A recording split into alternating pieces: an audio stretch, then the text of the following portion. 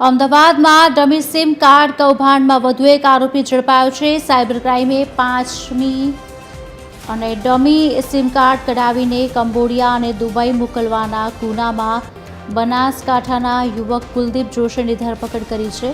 આ સિમ કાર્ડનો ઉપયોગ મુખ્યત્વે ક્રિકેટ સટ્ટા અને સાયબર ક્રાઇમના ગુનાઓમાં થતા હતા।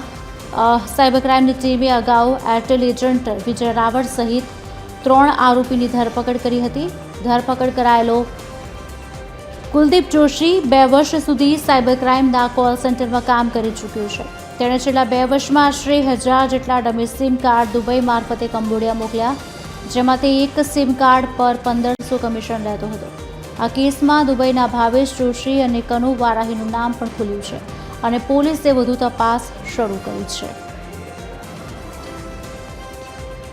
દુબઈમાં આ સિમ કાર્ડ રિસીવ કરતા હતા અને એ સિમ કાર્ડ લેવા માટે એ લોકો અલગ અલગ લોકોને અહીંયા મોકલતા હતા કે જે દુબઈમાં એમની સાથે કોલ સેન્ટરમાં કામ કરતા હતા અને અહીંયા જ્યારે આવે છે ત્યારે આ સિમ કાર્ડ લઈને ત્યાં દુબઈ પહોંચાડતા હતા। તો આ જ ગુનાની તપાસમાં એક ચોથા આરોપી કુલદીપ જોશી એમની ધરપકડ કરવામાં આવી છે અને આ જોશી પોતે 2 વર્ષ દુબઈમાં અલગ અલગ જગ્યાએ આ પ્રકારના ક્રિકેટની જે બેટિંગના કોલ સેન્ટર ચાલતા હોય છે એમાં ભાવેશ જોશી સાથે કામ કરેલું છે અને આ સિમ કાર્ડ અહીંથી જે અગાઉ 3 આરોપી પકડાયા છે એમની પાસેથી મેળવી આ સિમ કાર્ડ દુબઈ એમને ટ્રાન્સફર કરેલા છે અને આગળના જે 2 આરોપી છે એની તપાસ હાલ ચાલુ છે।